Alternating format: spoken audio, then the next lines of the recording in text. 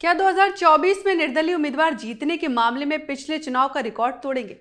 क्या इस बात से कोई फर्क नहीं पड़ता कि कोई उम्मीदवार किस पार्टी से है, अगर उम्मीदवार की शख्सियत मजबूत है? नमस्कार, मैं हूं प्रियंका और आप देख रहे हैं चुनाव आज तक।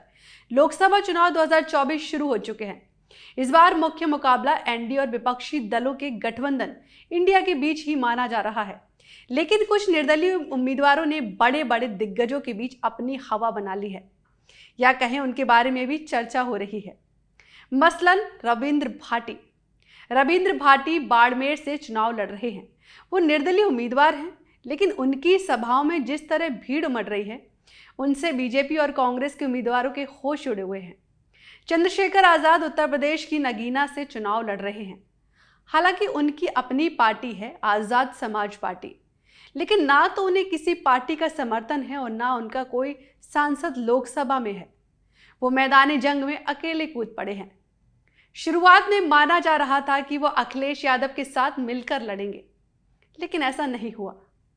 पूर्णिया से पप्पू यादव निर्दलीय मैदान में हैं। वो कुछ दिन पहले ही कांग्रेस में आए थे। उन्होंने अपनी पार्टी का कांग्रेस में विलय कर लिया था, लेकिन पूर्णिया से लालू यादव ने रोहिणी आचार्य को टिकट दे दिया और कांग्रेस लालू के साथ गठबंधन में है। पप्पू यादव ने बहुत कोशिश की, लेकिन उन्हें टिकट नहीं मिल पाया और वो अब निर्दलीय मैदान में है।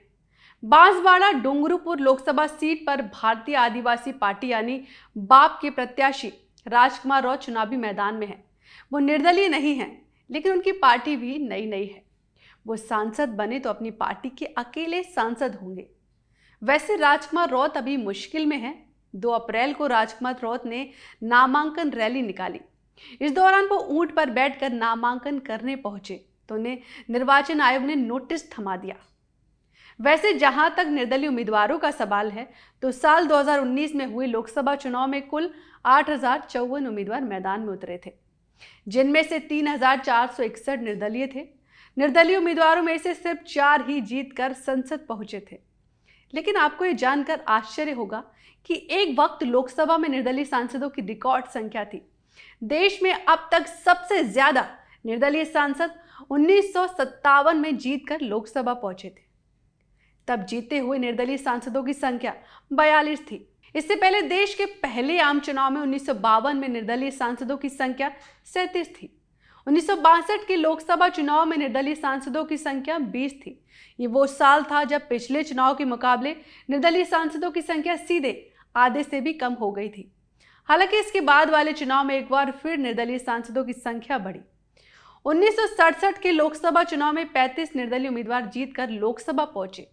एक बार फिर इस चुनाव में निर्दलीय सांसदों की संख्या बढ़ी। हालांकि यह आखिरी चुनाव था जिसमें निर्दलीय उम्मीदवार अधिक संख्या में जीतकर लोकसभा पहुंचे। इसके बाद में वर्षों में संख्या घटती चली गई। 1971 में 14 और फिर 1989 में 12 निर्दलीय उम्मीदवार चुनाव जीतने में कामयाब हुए। इसको छोड़कर अब तक हुए चुनाव में कभी निर्दलीय सांसदों की संख्या दहाई के आंकड़े तक नहीं पहुंची।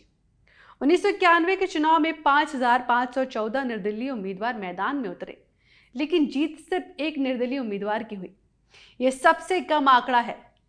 वैसे ये सभी सच है कि ज्यादातर निर्दलीय उम्मीदवार सिर्फ चर्चा में आने के लिए चुनाव लड़ते हैं।